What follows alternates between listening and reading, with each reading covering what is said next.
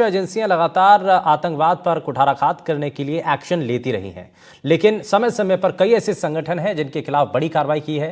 PFI जैसे संगठनों के खिलाफ कार्रवाई का क्या मॉड्यूल तैयार किया गया है, इस रिपोर्ट के जरिए आप देखिए।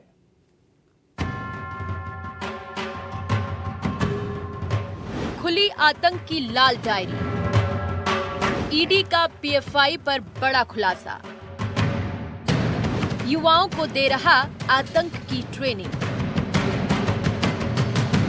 केंद्रीय जांच एजेंसी ईडी ने प्रतिबंधित पॉपुलर फ्रंट ऑफ इंडिया पर बड़ा खुलासा किया है।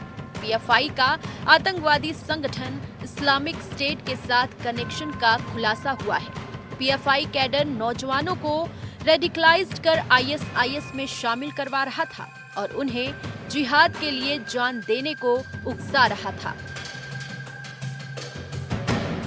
ईडी की जांच में ये पैसा चंदे और हवाला के जरिए भारत में पीएफआई से जुड़े लोगों तक पहुंचाया जा रहा था।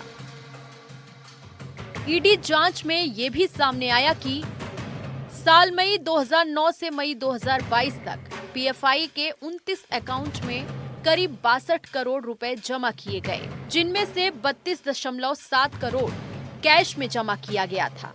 पीएफआई के खाड़ी देशों में हजारों एक्टिव मेंबर्स थे जो पीएफआई के लिए फंड इकट्ठा करते थे, जो देश में आतंकी गतिविधियों को अंजाम देने के लिए इस्तेमाल किया जाना था। जो देश में आतंकी गतिविधि नहीं होती, बल्कि पीएफआई देश में धार्मिक सौहार्द को तोड़कर हिंसा दंगों के लिए माहौल तैयार कर रहा था। ईडी की जांच में ये भी सामने आया कि पीएफआई पर प्रतिबंध लगने के बाद एसडीपीआई नाम से पॉलिटिकल विंग को एक्टिव किया गया। पीएफआई और एसडीपीआई गल्फ देशों से फंड इकट्ठा कर रहे थे। आईएफएफ, आईएसएफ नाम की दो संस्थाओं वहां से हवाला के जरिए पैसा भेज रही थी।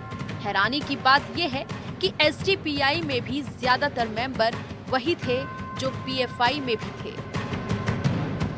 दरअसल एनआईए ने साल 2023 में राजस्थान, उत्तर प्रदेश सहित 15 राज्यों में पीएफआई के 93 ठिकानों पर दबिश दी थी, जहां कई संदिग्धों को गिरफ्तार किया गया था। साथ ही पीएफआई के जयपुर ऑफिस में एनआईए की टीम ने दबिश दी थी, जिसमें एसडीपीआई और पीएफआई का कनेक्शन खुलकर सामने आया था। यानी मतलब साफ है, एसडीपीआई कुछ और नहीं बल्कि पीएफआई का ही मुखौटा है, जिसकी और गहनता से जांच की जानी जरूरी है, ताकि देश में अशांति फैलाने वालों का सही तरीके से इलाज हो सके। Bureau report, NDTV, Rajasthan.